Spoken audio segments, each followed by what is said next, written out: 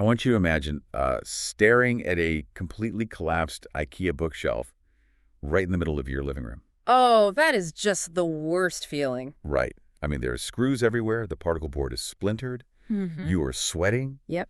Or picture yourself sitting in a gridlocked traffic jam on a Tuesday afternoon. Just absolute parking lot on the highway. Exactly. You can literally feel your blood pressure spiking into the red zone. You're gripping the steering wheel until your knuckles are white. Right.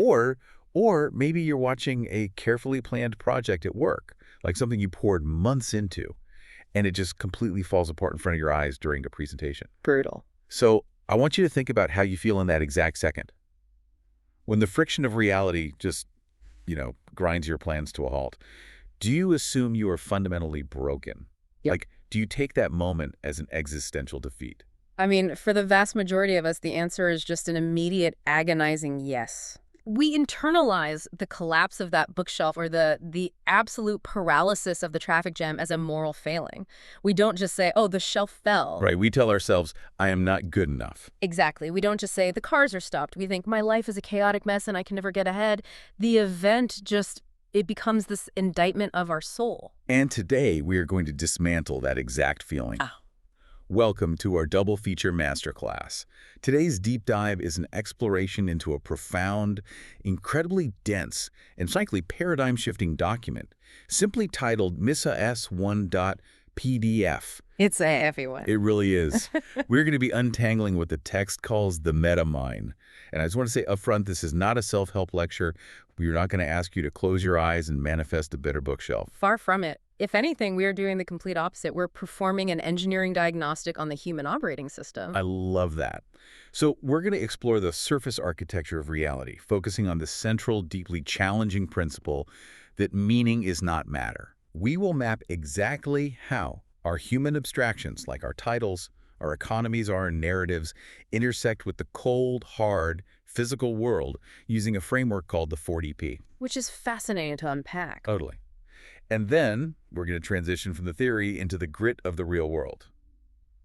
We'll apply a process called linear reality deduction to the 5-step Praxis protocol. Yeah. We are going to teach you how to decode your runtime failures, your social ruptures, and your competitive losses. But it's crucial to set the baseline right here at the start, We are not romanticizing failure today. No, please, Ming. We are not feeding you that cliche that every mistake is just a beautiful stepping stone on the path to success.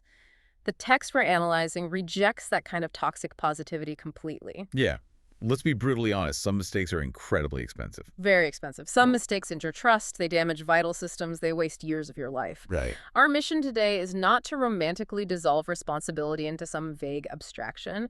Our mission is to define the functional parameters of failure. To expose the quiet inhumanity that happens when we treat necessary acts of hypothesis testing as like shameful deviations. Exactly. Necessary acts of hypothesis testing. I love that phrase so much. It completely reorients how you look at a bad Tuesday. It really does. It turns you from a victim of circumstance into an active scientist in your own life. So let's dive right in. Let's start at the absolute foundation. The premise of this document starts with a bold claim about human evolution and civilization. Right. It points out that human beings simply cannot live without concepts. Yeah.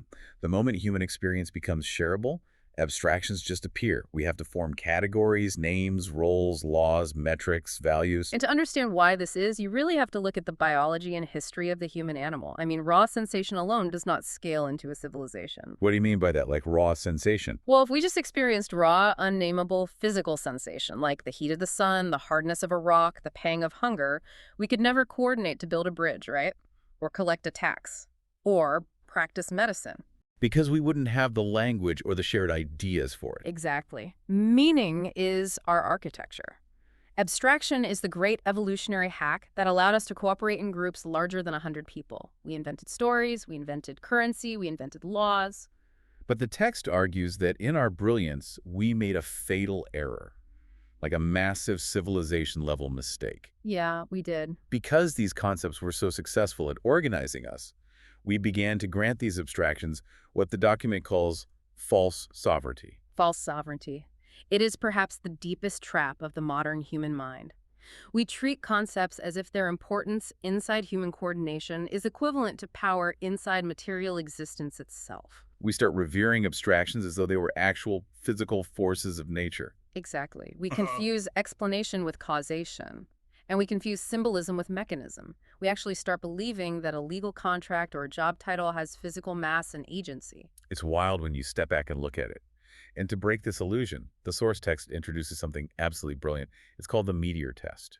Oh, I love the meteor test. Right. If you are listening to this on your commute or at the gym, this is the tool you need to burn into your memory right now. Yeah, the meteor test is a method for clearing conceptual illusion. It basically forces you to separate the symbolic layer of reality from the operational material layer.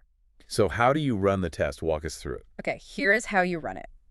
You look at a revealed abstraction, let's say the global economy or social prestige or your personal credit score. Got credit scores. Right. And you ask one question. What exactly in the chain of material interaction does this concept directly do? Notice you said directly, not what it influences people to do. Yeah. What does it directly, physically do? Correct.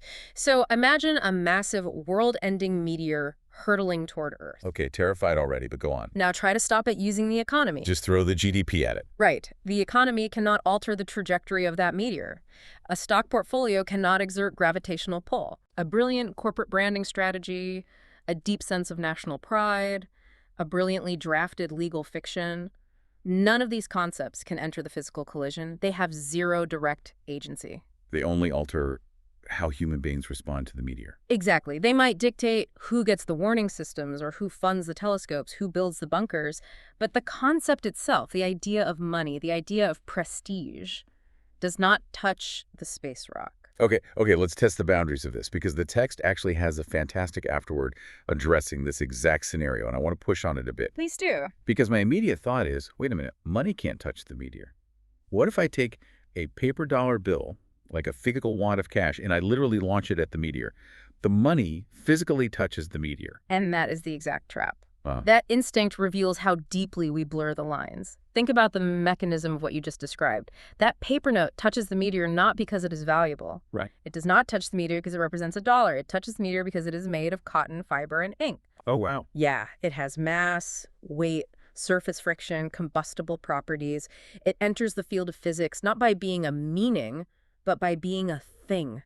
So the universe only interacts with the physical properties of the dollar bill, completely ignoring the economic value we humans assign to it? Completely. The meteor doesn't care if you throw a $1 bill or a $100 bill at it. The mass is the same. Precisely.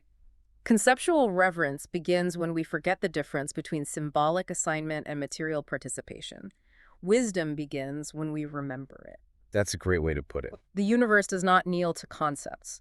Gravity doesn't pause for your branding strategy. Fire doesn't respect your job title. Storm surges don't admire your political ideology. Exactly. So let's ground this for the listener. Why are we spending so much time separating meaning from matter? Like, is this just a fun dorm room philosophy debate? Not at all. The text explicitly warns that this is incredibly dangerous. When we forget this line, we do not merely become confused, we become governable by our own symbols. Governable by our symbols. That's the societal danger of false sovereignty, right? Yes. We invoke abstractions to displace human responsibility. Right. Think about how often you hear phrases like, the algorithm did it, or the market decided. Or history demanded it. We use these phrases to conceal the actual agents, the actual human designs, and the actual physical placements at play. We act like the algorithm is just this weather pattern. Exactly.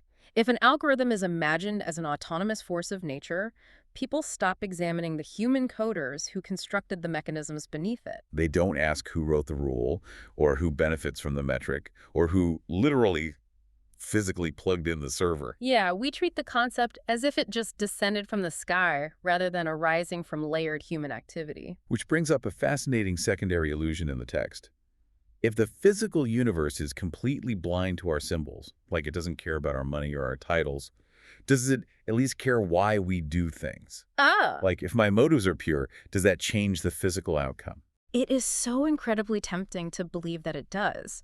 I mean, We all act as though the material world itself registers our motives, our sincerity, or our framing, and then, yields consequences accordingly. We really do. We think that if we meant well, the universe will somehow soften the blow of a mistake. But that is fundamentally not what physics does. Physics is not secretly reading your reasons. Physics only cares about what was placed where, when, and in what relation. Yes. A flame burns because contact occurred under certain specific physical conditions. A structure fails because a physical load met a physical weakness. And a message lands where it lands because words were sent in a given sequence to a given recipient. Human judgment, human intention, and human ignorance do not alter the laws of the material world. So what do? What they do alter is the human pathway into the event. Your motives govern selection and placement. Your intentions determine what you place into the physical world, but once placed, the physical world takes over with total blindness to your soul. Let's use an analogy to really lock this in. So imagine you are baking a cake for your child's birthday. Okay. You have the absolute purest intentions in the world. You are pouring all of your love, your devotion, your deep desire to make your child happy into this act of baking. A beautiful motive. Right. But because you are distracted by a phone call, or maybe you're just incredibly exhausted, you accidentally grab the wrong canister. You put in a cup of salt instead of a cup of sugar. Oh, no. The physics and chemistry of the baking process do not care about your love. They do not register your exhaustion at all. Right. The oven doesn't say, well, the baker's motive was pure, they love their child deeply, so I will bend the laws of chemistry and caramelize this salt into sugar. That would be nice, but no. The oven applies heat to the molecular structure of sodium chloride. The result is a profoundly salty, completely inedible cake. And your intention governed your action. It brought you to the kitchen, it made you mix the ingredients, but once the materials were placed in relation to each other, physics took over blindly. And consider the psychological gymnastics the baker goes through after tasting that salty cake. Oh, this is the best part. Instead of just accepting that salt was placed where sugar belonged, the ego tries to negotiate with realities like, but I tried so hard. Maybe it's an artisanal savory cake. Maybe if I explain how much I love my child, the cake won't taste as bad. Yes. This is the friction of reality grinding against our abstractions. We try to use our pure motives to retroactively alter the physical mismatch. It's so relatable, though. We all do it. We do. So, okay, if physics doesn't care about our concepts and doesn't care about our motives, how on earth do we correctly use concepts to navigate the physical world? Because we still have to live in society. Right. We can't just abandon all concepts. I still need architecture to survive reality. We do. And this is exactly where the document transitions from tearing down our illusions to building a functional operating system. It introduces the 4DP framework. Yes, these are our navigational tools. Think of them as the load-bearing walls of a sane human mind interacting with an indifferent physical universe. Target, truth, totally, and title. The source material is very clear about this. These are not a buffet. No, you cannot just pick the ones you like and ignore the rest. Right, they are mutually constitutive. They lock together to form a complete interlocking equation. Let's unpack these 4 pillars in extensive detail because this is huge. Let's start with pillar 1, target. Okay. This is where you are aiming. But importantly, the text distinguishes between flexible goals and rigid plans. And that distinction is life or death for an operating system. A rigid plan is an attempt to micromanage the material world before you even interact with it. Which we know physics doesn't care about. Exactly. A flexible goal, a true target, is about directionality. Think of an archer drawing a bow. The target is clear, it's visible on the horizon.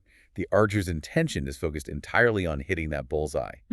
But the path the arrow takes, that has to adjust. Right. A rigid plan says, the arrow must travel exactly 47 degrees northeast at exactly 120 feet per second. But what happens when the wind shifts? Or what happens when it starts raining? The rigid plan fails because it cannot accommodate the changing material reality.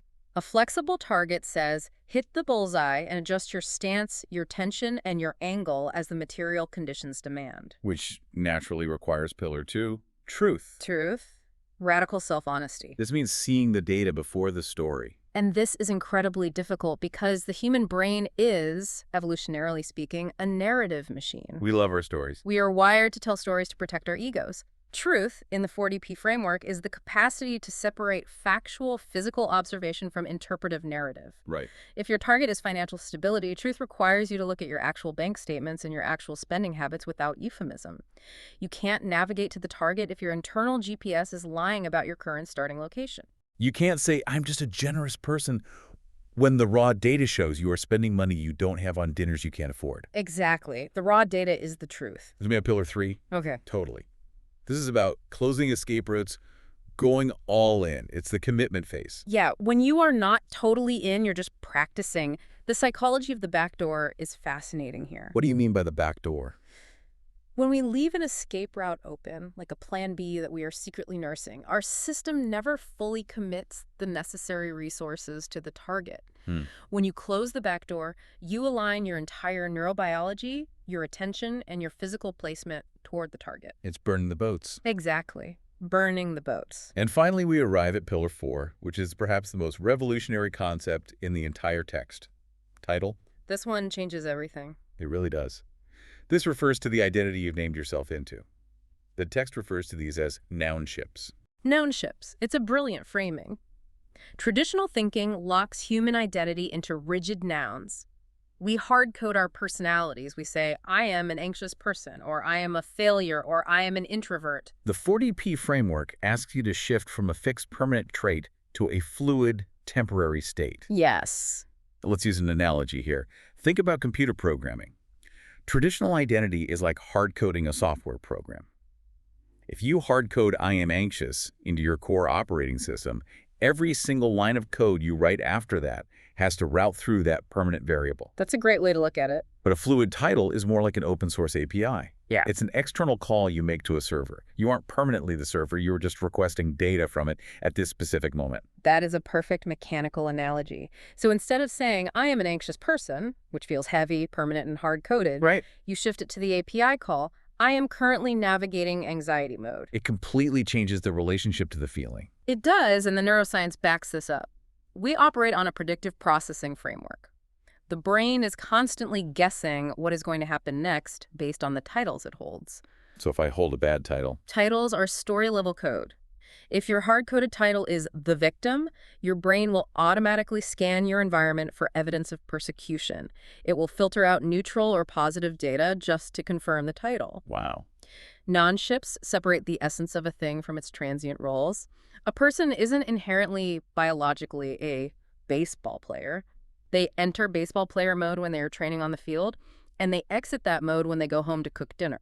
By holding the title lightly, you free yourself from the prison of permanence. Yes. And here is where the interlocking equation of the 4DP becomes so apparent. You need all four working together. Think about it.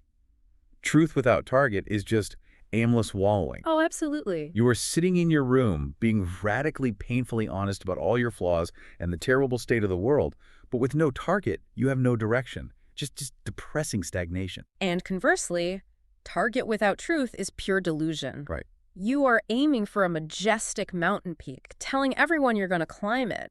But because you refuse to look at the truth, the map of your actual capabilities, the fact that you have no gear and haven't trained, you are living in a fantasy. Totally. Without truth is blind fanaticism. You are sprinting all in, 100% committed, but because you aren't looking at the real data, you are sprinting directly toward a cliff. Exactly. And title without the other three is just an empty label. You are calling yourself an entrepreneur or a healer on social media, but you have no target, no honesty, and no commitment. The 40Ps are the checks and balances of a sane mind. They really are. But this brings us to a critical transition point. We've established that meaning is not matter, and we've built our 40P architecture to navigate reality. But what happens when our 40P alignment fails to match material reality? Which it inevitably will. All right. What happens when the arrow misses the bullseye, when the cake is salty, when the bookshelf collapses? We make what society calls a mistake. And this kicks off part 2 of our deep dive, Unraveling the Mistake Triad. The MissSS1.pdf text does something incredible here. It takes the standard dictionary definition of a mistake and completely dismantles it. It does. If you look up mistake in a standard dictionary, it usually relies on a false triad of causes. It defines a mistake as an action or judgment that is misguided or wrong, usually caused by lack of knowledge, poor reasoning or carelessness. Lack of knowledge, poor reasoning, carelessness. Yes. The text argues that presenting these three distinct phenomena together in one clean list is a conceptual disaster. Each term belongs to a completely different layer of human process. Let's actually break down that triad. What is the mechanical difference between these three things? Okay, first consider lack of knowledge. This name's an upstream deficit. It simply means the necessary data was missing, inaccessible, or never acquired before the physical action took place. Like you didn't know the canister contained salt. Exactly. Second, poor reasoning. This refers to the handling of available data. It's a malformed inferential structure. You have the puzzle pieces, but you combine them incorrectly. So you read the recipe, you saw salt, but logically deduced that a cup of it would be fine. Right. A reasoning error. And third, carelessness. This is a collapse or absence of sustained regard during execution. You knew the recipe, you reasoned correctly that you needed sugar, but you were texting while pouring and grabbed the wrong jar. Okay, I see the distinctions, but let me push back for the listener here. If all three of these things, not having the data, using bad logic, or just dropping the ball because you're distracted, if they all lead to the exact same physical outcome, a ruined cake, why does it matter that the dictionary groups them together? Like a fail is a fail, right? Right. Does the taxonomy of failure really matter? It matters deeply because placing them side by side creates a false appearance of precision. And crucially, it enables retroactive judgment. It allows society and your own ego to weaponize hindsight. Hindsight bias. The illusion that the past was predictable? Exactly. Hindsight performs a familiar cruel trick. It treats the revealed mismatch as if it had always been obvious. When an outcome is unwanted, the human mind narrates it backward as bad reasoning or deficient care. Even if it was just lack of knowledge. Yes. By grouping lack of knowledge with poor reasoning, the label of mistake suddenly carries more moral condemnation than mechanical analysis. It seems like a descriptive word, but it's quietly acting as a moral verdict. The phrase poor reasoning feels especially dangerous in this context. It is the ultimate quality trap. Think about the word poor. It introduces a qualitative assessment of your inherent worth. It implies you are insufficient, not up to the task, intellectually degraded. It traps us in shame rather than analysis. And shame is paralyzing. Here is the biological reality of shame. When you are trapped in shame, your prefrontal cortex shuts down. You literally cannot learn from the physical data the material world just handed you. You just endure the humiliation. You sit in the rubble of the bookshelves and tell yourself you are an idiot, instead of realizing that DAL 4B was literally missing from the box. Exactly. So how do we escape this shame? How do we replace the existential crisis of failure with actual cold-blooded strategy? This is where the deep dive introduces the Praxis Protocol. The Praxis Protocol. This is a 5-step method for applying what the text calls linear reality deduction to our failures. And we need to spend some serious time here. We need to go into extensive detail on these 5 steps because this is the core of decoding our runtime errors. Let's walk through it methodically. Step 1. Name the intended outcome without euphemism. This means returning to your 4DP architecture and being brutally honest about your target. Brutally honest. Yes. You have to strip away the noble lies you tell yourself and state exactly what you were trying to achieve. Give me an example of a noble lie versus the raw truth. Okay, a noble lie is saying, I just wanted to offer my coworker some constructive feedback to help the team. We've all said that. Right. But the uneuphemized truth might be, I wanted to prove I was the smartest person in the room and establish dominance in front of the boss. If you can't name the real target, you can't decode the failure.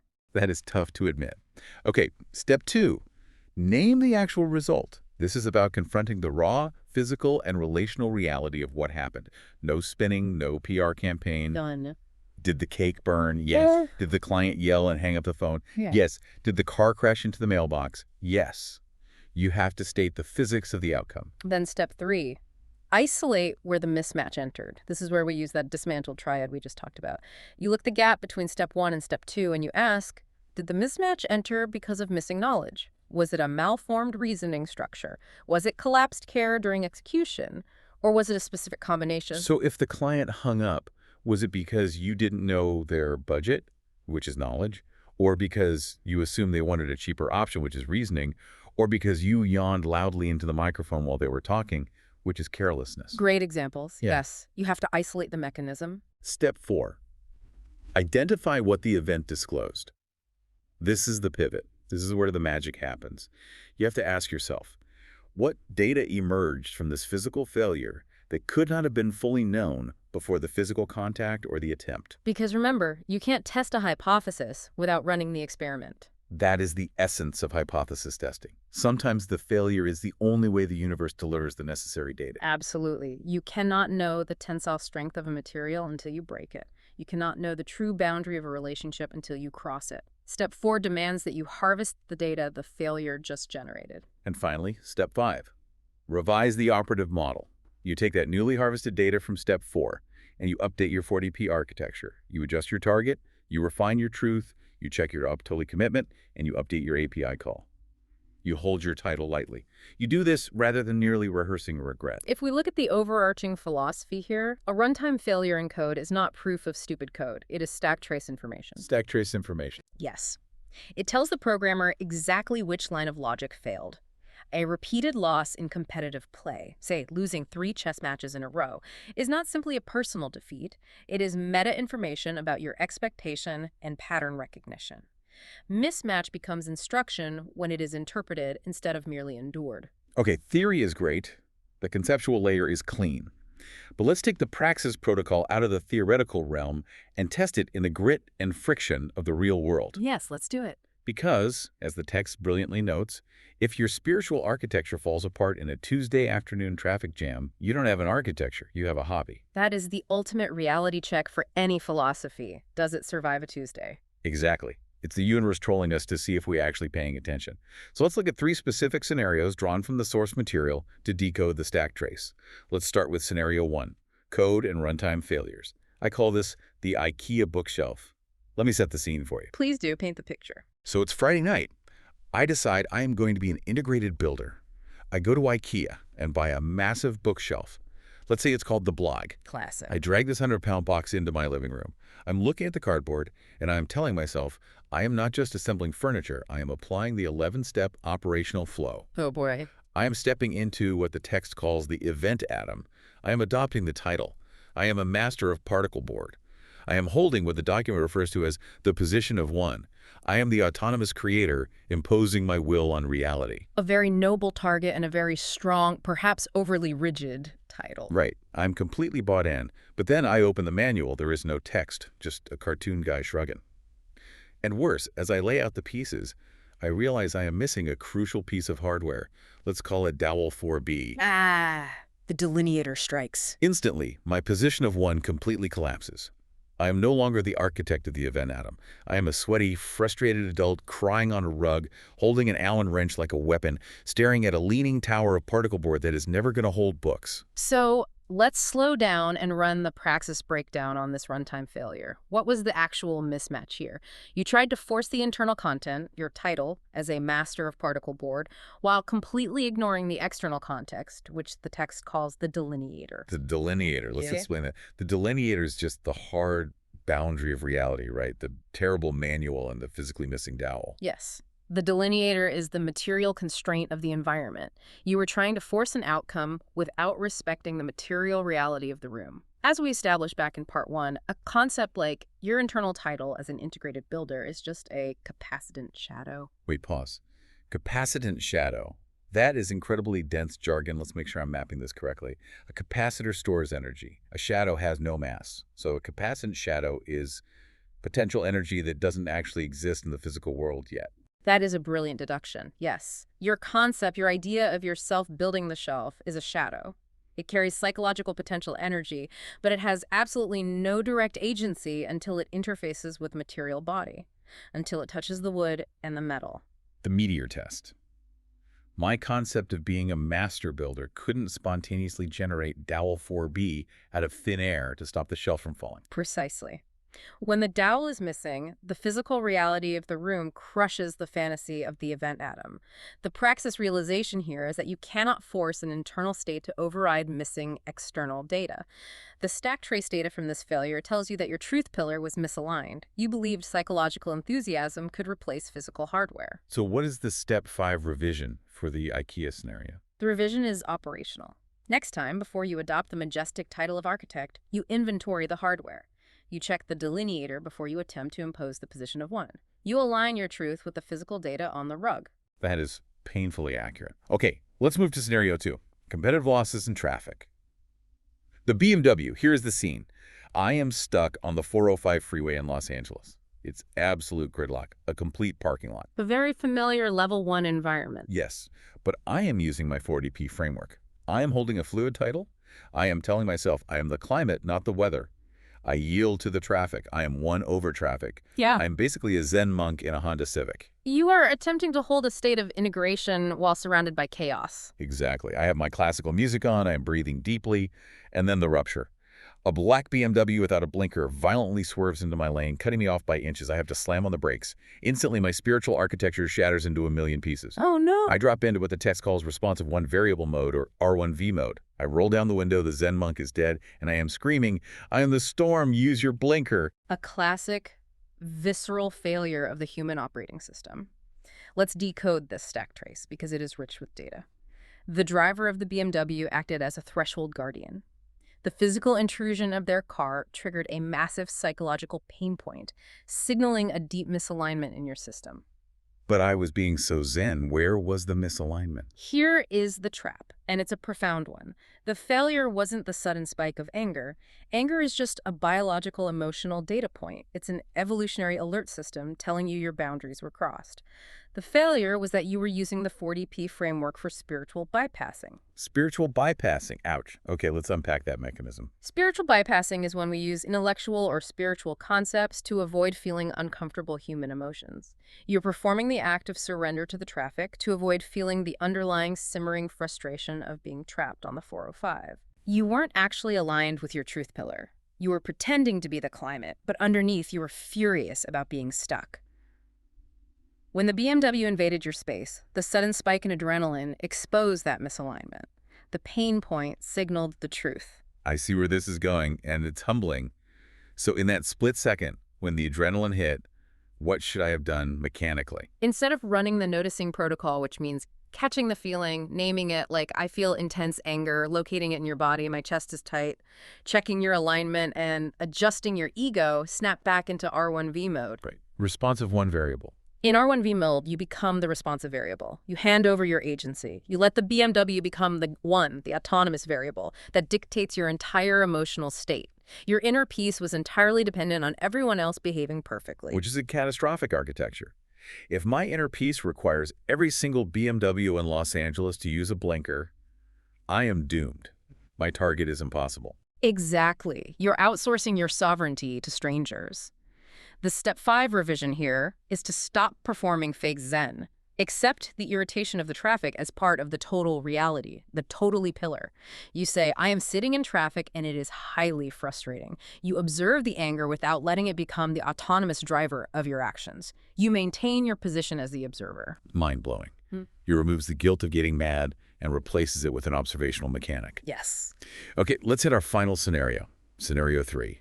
Social ruptures. I call this Thanksgiving with Aunt Carol. We all have an Aunt Carol. We certainly do. Family dynamics are the ultimate stress test for any conceptual framework. Here's the setup. We're sitting around the Thanksgiving table. The turkey is carved. Aunt Carol leans across the table, squints at me, and says, "Still single. When are you getting a real job?" Oof. Classic Aunt Carol. Right. Now, the old me would have just quietly eaten stuffing, felt intense shame, and waited until I could go home. But the new me, the integrated me who has studied this ManSS1.pdf text, I decide I am going to establish a relational field. I can already see the collision coming. Oh, it's a train wreck of epic proportions. I look Aunt Carol dead in the eye, and I say, "Aunt Carol, I am currently occupying the autonomous variable 1 position. You are attempting to make me a responsive variable through normative social shaming. Let us elevate this dialogue and find the third in this relational field." And how did she respond to that theoretical barrage? She just stared at me blankly, blinked twice, and said, "Pass the gravy." And then I completely lost it. I yelled, "The gravy is a capacitant shadow, Carol. It has no independent agency unless poured over the turkey of truth." That is quite the social rupture. It's almost performance art. It was a disaster. I ruined Thanksgiving. So looking at the stack trace, and Carol didn't even know we were playing a game. I was demanding she engage in this deep psychological warfare, and she literally just wanted mashed potatoes. You've deduced the exact mismatch. The texts call that specific error field confusion. You completely misunderstood the application of relational mathematics. You were demanding level 3 transformational depth from a level 1 unconscious broadcasting environment. Let's slow down and define those environments. Level 1 versus level 3. What is the mechanical difference? A level 1 environment is basic surface level transactional social interaction. It's autopilot. It's scripts. It's Aunt Carol asking the same culturally programmed questions she asks every year because it fills the silence. Right. A level 3 environment is conscious co-creation. It's a space where both parties are actively aware of the relational dynamics, they have explicitly agreed to engage deeply, and they're willing to explore vulnerability. So I was trying to run high-level calculus on a calculator that only does basic addition. As the text notes, you cannot force that shared, elevated space of deep mutual understanding onto someone who doesn't even know they're in the equation. I was trying to force a stream to go viral when the internet was unplugged. Precisely. But let's take that a step further. Let's look at the truth pillar. Why did you do it? Why did you throw all that impenetrable jargon at an elderly relative holding a gravy boat? If I'm being radically honest, using the jargon wasn't an attempt to connect. The jargon was armor. I felt incredibly defensive about my career and my relationship status. Instead of just feeling the discomfort of her judgment, I hid behind a massive intellectual architecture to make her feel small and confused. That is the harvested data from step 4. Target without truth is pure delusion. You told yourself your target was establishing a mature, conscious boundary.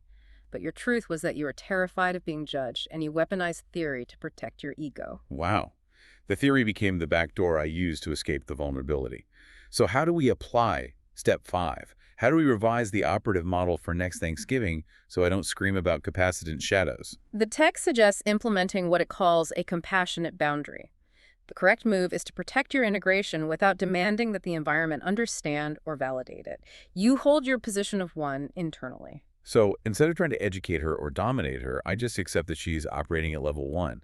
I smile and say, I'm not discussing my career today, but this turkey is absolutely fantastic. Exactly. You neutralize the intrusion without escalating the conflict. You maintain your fluid API call, your title. You acknowledge the totality of the situation, which includes Aunt Carol's predictable scripted behavior, and you stay true to your actual target, which is having a peaceful dinner. The architecture isn't something you scream at your relatives to prove how smart you are. The architecture is just the silent scaffolding of how you operate. That is so incredibly powerful. It takes all the emotional drama out of failure. It removes the existential crisis and replaces it with pure mechanical strategy. We look at the missing dowel, the swerving BMW, the intrusive ant, and we don't say, I am broken. We just say the model encountered new data. Time to revise. It's an emancipatory way to live. When you strip the abstraction of false divinity, the machinery of life becomes visible. And once the machinery is visible, conscious redesign becomes imaginable. We've covered an immense amount of ground today in this double feature. We started by exploring the evolutionary roots of our abstractions, learning that meaning is not matter. Concepts organize human behavior, but physics responds only to mass, placement, and relation. We use the meteor test to strip away the false sovereignty of our symbols, realizing that the universe doesn't care about our motives or our titles. It only cares about what we actually place into the physical arena. Then we built our navigational architecture with the 4DP framework. We learned to set flexible targets, practice radical self-honesty with our truth, close our escape routes to commit totally, and hold our identities lightly as open-source API noun ships rather than hard-coded titles. In part 2, we unraveled the false mistake triad. We separated upstream knowledge deficits, malformed reasoning, and collapsed care, exposing how grouping them together creates hindsight bias and traps us in shame. And finally, we deployed the 5-step Praxis protocol to decode our mistakes as vital stack trace data. We applied linear reality deduction to the IKEA bookshelf, the traffic jam, and Thanksgiving dinner, replacing the sting of existential failure with actionable hypothesis testing. It is a profound, complete operating system for navigating the friction of reality. It really is. I feel like my brain has been rewired. So, as we close out this masterclass, leave us with a final thought. We've untangled the metamind. Where do we go from here? I want to leave you with a final reflection drawn directly from the closing lines of the source text. It is a sentence that lingers long after you read it. It says, "A society is built by what it repeatedly permits to come first." That is heavy.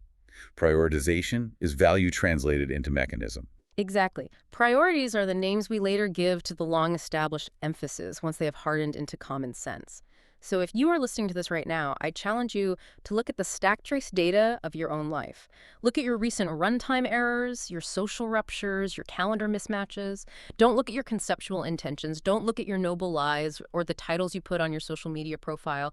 Look at your real-world physical actions. What mechanisms are you repeatedly keeping alive? What do your mistakes reveal about what you are actually permitting to come first? What are you actually permitting to come first? That is a beautiful, terrifying question to mull over. Thank you all for joining us on this incredible deep dive into the architecture of meaning and failure. We encourage you to take the Praxis Protocol out into the wild. Test it out. Apply it to your next Tuesday afternoon traffic jam. Until next time, keep decoding the stack trace.